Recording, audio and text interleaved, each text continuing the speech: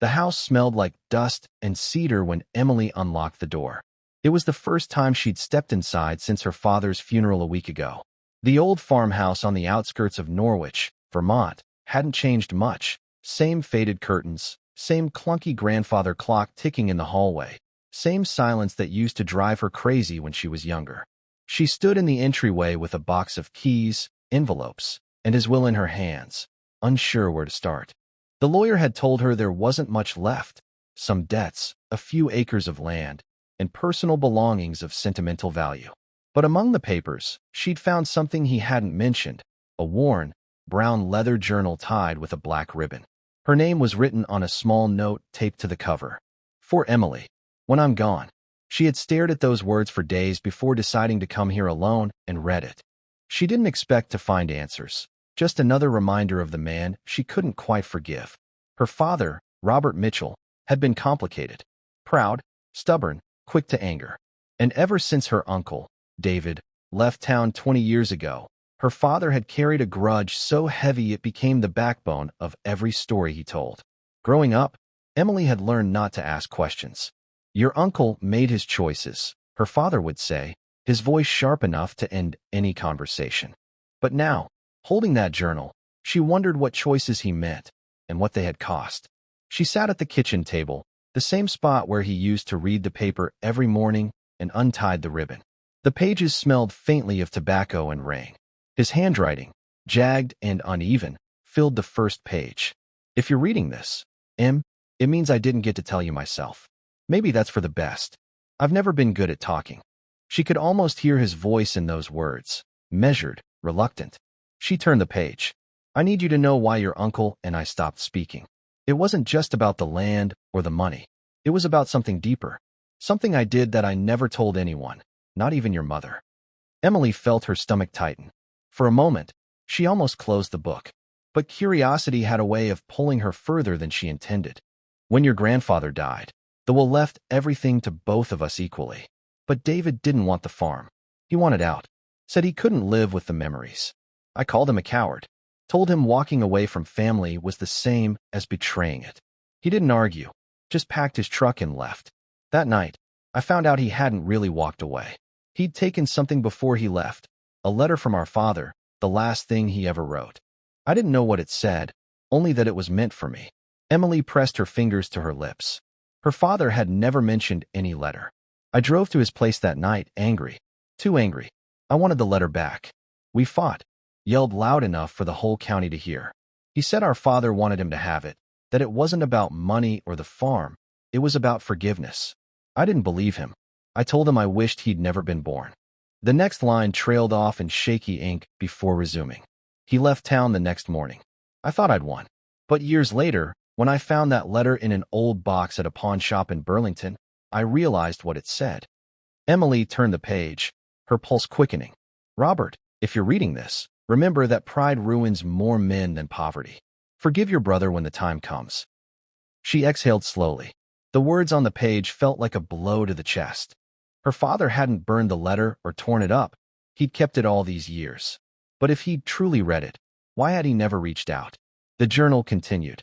I thought about writing him back, about driving to his place, knocking on his door. But every year that passed made it harder. I told myself it didn't matter anymore, that the past was buried. Then your mother died, and everything inside me froze. I couldn't forgive him because forgiving him would mean facing what I'd done, and I wasn't strong enough for that. Emily's throat tightened as she read those words. Her mother's death had left a silence in the family no one ever broke. Maybe her father's anger had been his only way of surviving it. She wiped her eyes and kept reading. I know you think I left you nothing but debts, but I want you to understand something. The farm isn't a burden, it's a story. Every corner of this place carries what we built and what we broke. Don't sell it out of anger. Don't run like I did. Her vision blurred for a moment. You asked me once why I hated your uncle so much. I told you it was because he gave up on family. The truth is, I hated him because I saw myself in him. He ran to escape guilt.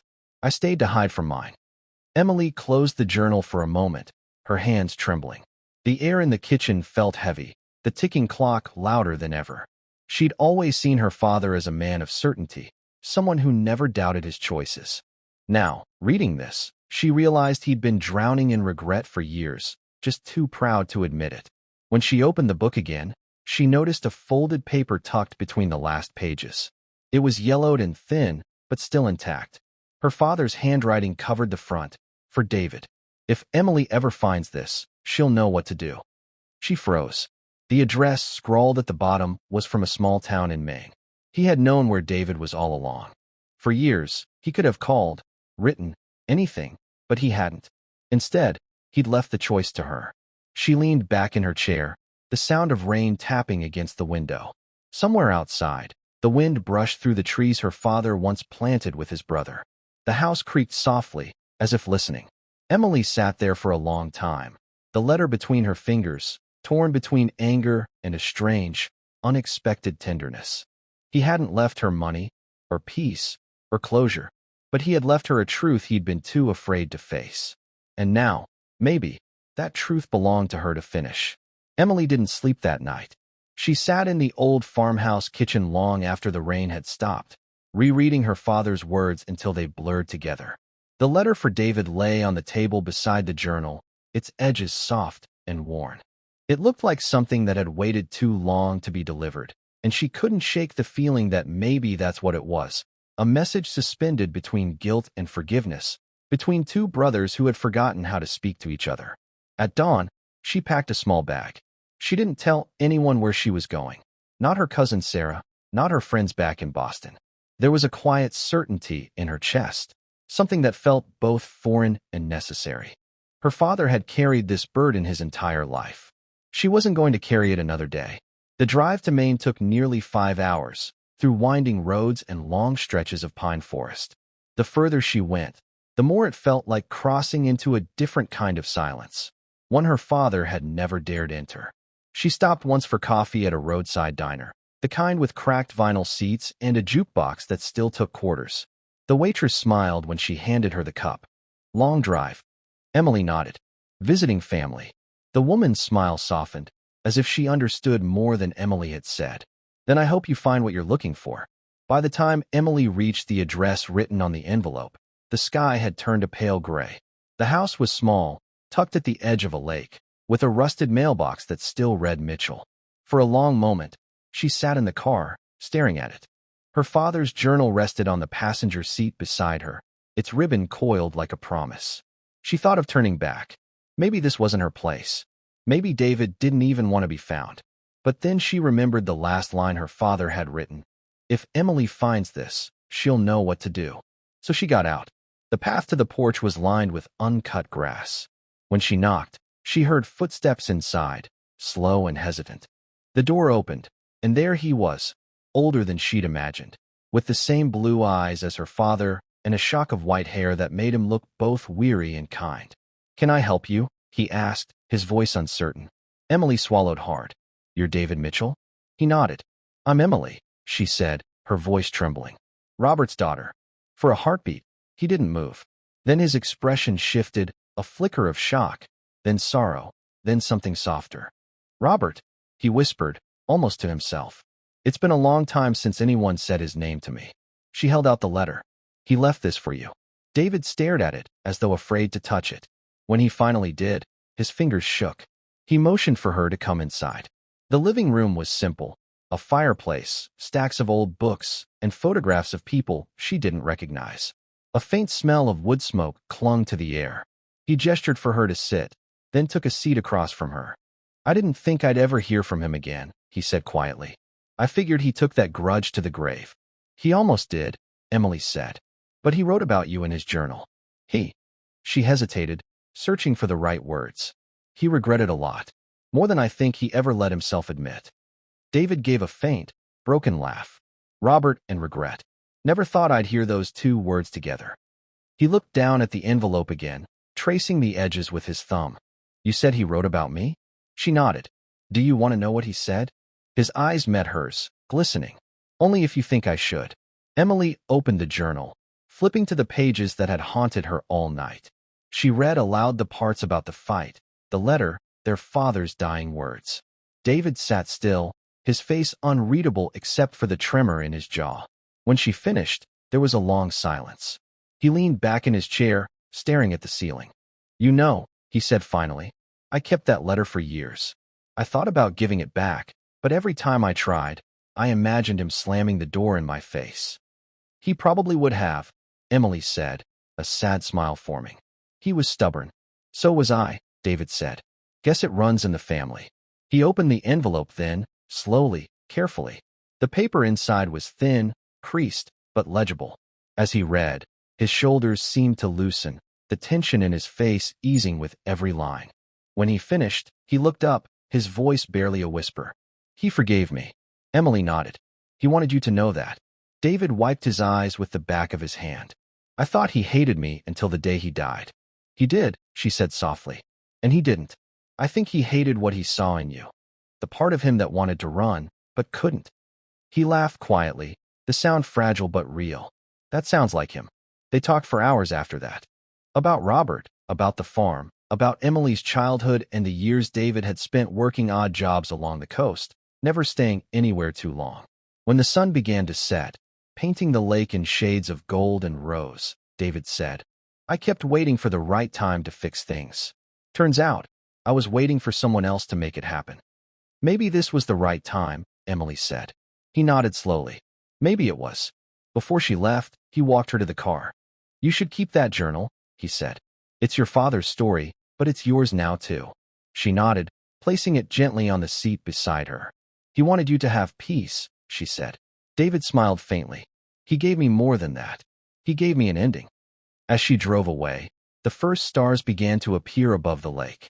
For the first time in years, she didn't feel like she was running from the past. She was carrying it forward, lighter now, like something finally laid to rest. When she reached the Vermont border hours later, she stopped at a quiet overlook. The wind moved through the trees, and she took the letter her father had written, now read and understood, and held it against her chest. Maybe forgiveness wasn't something you found all at once. Maybe it came in pieces, in ink, in silence, in long drives to places you never meant to go.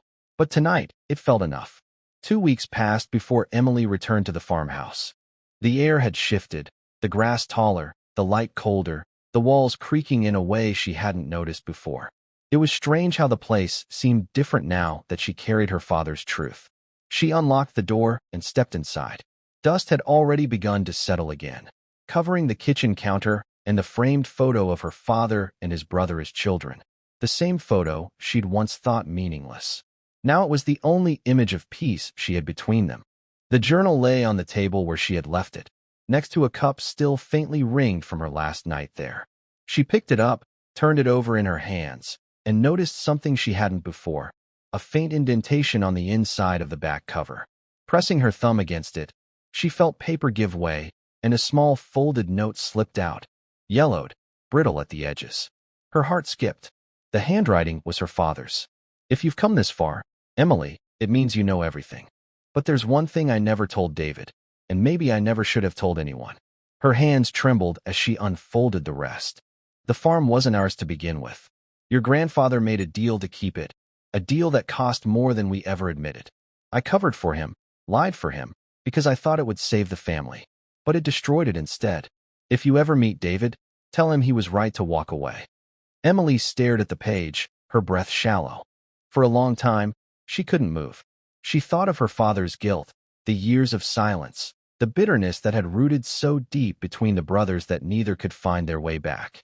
And now this, the truth he couldn't bring himself to say out loud. She felt anger rise first, sharp and hot, not at him, but at the years he'd wasted hiding behind shame. But beneath it came something else, heavier. Pity. Maybe this was the real inheritance. Not land, not money, not even forgiveness, but a story filled with half-truths and unfinished endings. She didn't tell David right away. For days, she carried the note in her jacket pocket, touching it every now and then as if to remind herself it was real. She drove through small towns, stayed in motels where no one knew her name, and thought about what to do. One morning, she found herself back at the lake. David was outside, mending a small boat tied to the dock. He looked up when he saw her, surprised but not unwelcome. "Didn't expect to see you again so soon," he said, setting down his tools. "I found something," Emily said. "In the journal." His expression changed. Wary, careful. Something about me? About both of you. She handed him the folded note. He read in silence. When he reached the end, his shoulders slumped. So it wasn't even ours. No, she said quietly. But he wanted you to know you were right. David gave a tired smile, the kind that comes after a storm. Robert always thought he was protecting me. Turns out, he was just protecting a lie. Emily sat beside him on the dock. The water was calm, reflecting the pale morning light. He thought the truth would destroy the family, she said. But hiding it did that anyway. That's how it goes, David murmured. You bury one secret to save something, and you end up burying everything. They sat in silence for a while. A pair of loons called across the lake, their voices echoing through the pines. Emily thought about her father as a young man, the weight he must have carried, the fear of losing what little he had left. Do you hate him? She asked. David shook his head. No, I think I just understand him now. And that's worse, in a way. Because it makes him human? Because it makes me see how close I came to being him. Emily nodded, her throat tightening. I think that's what he wanted, for us to see each other clearly, even if it hurt. It does, David said. But maybe that's the point. They watched the water together, two shadows linked by a story neither of them asked to inherit. After a while, David stood and walked to the edge of the dock. He tore the note in half, then into smaller pieces, and let the fragments drift across the lake. Some things don't need to stay written, he said. Emily watched the paper scatter, sinking slowly into the still water. He'd have hated that, she said softly. Yeah, David smiled. That's why I did it. That night, she stayed for dinner. They ate simply, soup, bread, and wine from an old bottle that had gathered dust for years. They talked about everything but the past, her job, his garden, the stubborn raccoon that kept stealing from his trash. By the time the fire died down, the silence between them had changed. It wasn't heavy anymore. It was the silence of understanding, of something rebuilt from the ashes of what used to be. When she left the next morning, David handed her a small box. Something I kept for him, he said. Inside was a pocket watch, silver, slightly tarnished. On the inside cover were engraved the words, "Time heals nothing, but it gives us the chance."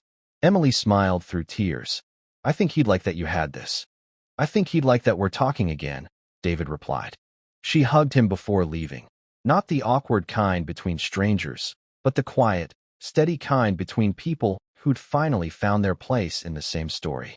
As she drove away, the farmhouse faded in her rearview mirror, but for once, it didn't feel like loss. It felt like release.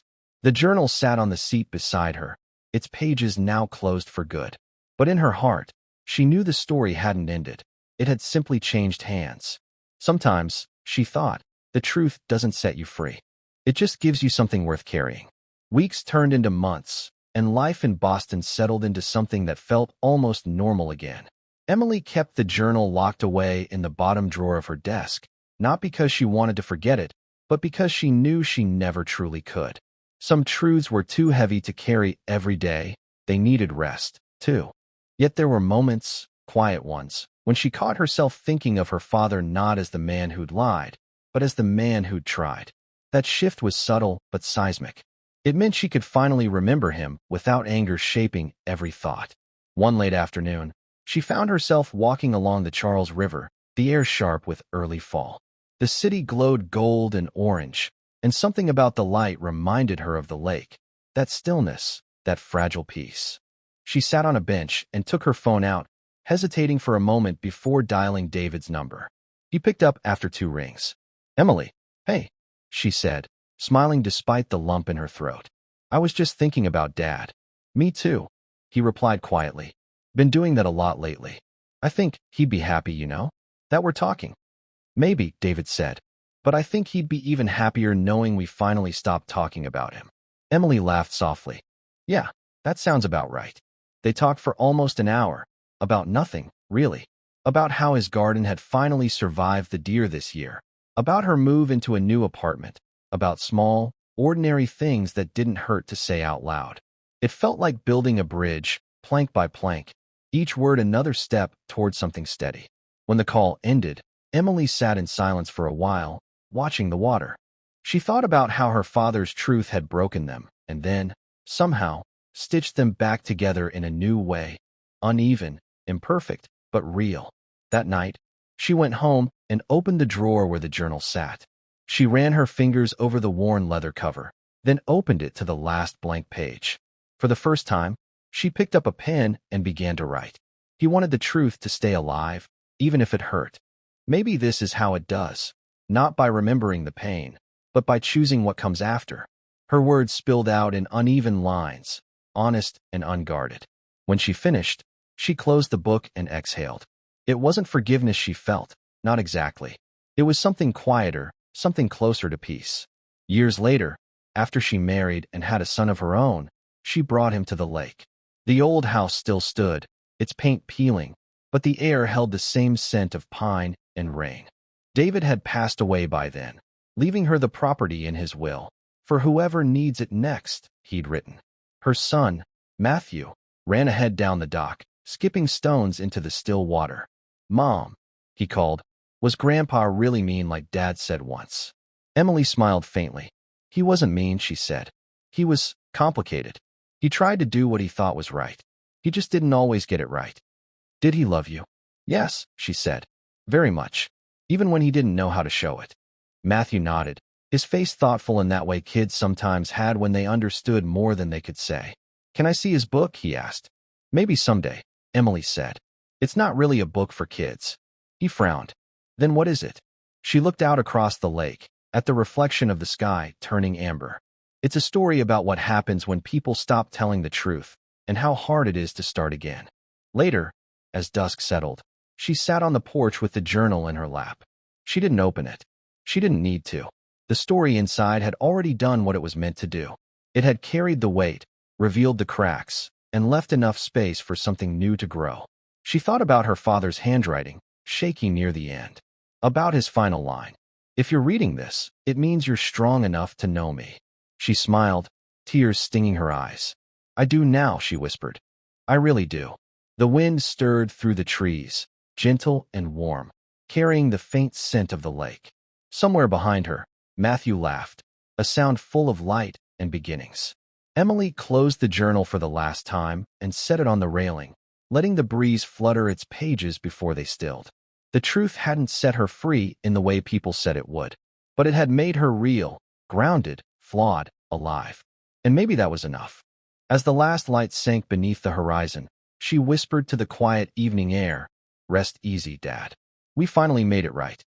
The echo of her words vanished into the hum of cicadas and water, leaving behind only peace, the kind that didn't demand forgetting, only understanding.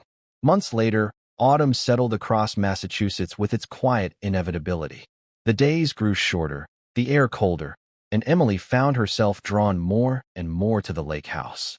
It wasn't just nostalgia, it was gravity, the kind of pull that only places thick with memory have. After everything that had happened, the journal, the revelations, the slow repair between her and David, the lake no longer felt haunted. It felt unfinished. One Saturday morning, she packed a bag, told her husband she needed a weekend to herself, and drove north through the winding back roads that curved like veins through the forest. The drive felt familiar. The same gas stations, the same fields, the same quiet towns she'd known since childhood. But when she reached the house, the silence hit differently. The porch creaked beneath her feet, the smell of damp wood rising like breath. She unlocked the door and stepped into a space that smelled of dust and pine, a smell that had belonged to her father.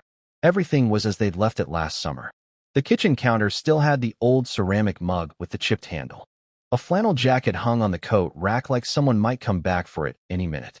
She dropped her bag, walked to the living room, and stared at the fireplace. The journal sat on the mantel, right where she'd left it. Only now, she realized, she hadn't finished it. Her father's last entry hadn't been the last. There were blank pages, and one folded note tucked deep in the back cover that she somehow hadn't noticed before. Her hands trembled as she pulled it free. The envelope was yellowed and thin, the handwriting slanted, rushed. For Emily. She sank into the armchair and opened it. The letter was short, only a few paragraphs, but every word felt like a small earthquake. "If you're reading this, it means you've seen too much already. There are things I never said, not to protect myself, but to protect you from hating me. The truth about your mother's death wasn't just about what happened. It was about what didn't. I didn't save her. I could have. And I didn't. Emily's breath caught. Her vision blurred. It wasn't an accident, not really. It was neglect. I'd been drinking again. We fought that night. About David, about the money, about things I can't even remember now. She stormed out to drive to her sister's, and I didn't stop her. The roads were slick. You know the rest. The words burned through her like fire. For years, her father had let everyone believe her mother's death was a tragic fluke, a tire blowout on a rainy night. He'd never once hinted otherwise. She stood and paced the room, the paper trembling in her hand. "You bastard," she whispered, though her voice cracked halfway through. "You absolute coward." Her chest ached with something raw, not just grief, but betrayal on a new level. He hadn't just lied. He'd rewritten history to save himself.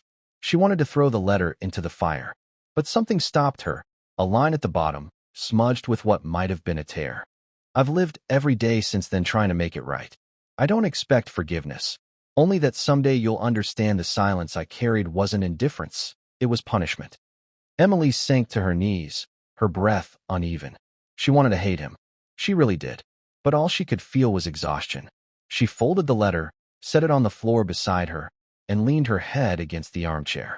For a long time, she just sat there, staring at the old rug, the fireless hearth, the room that had held too many ghosts for too long.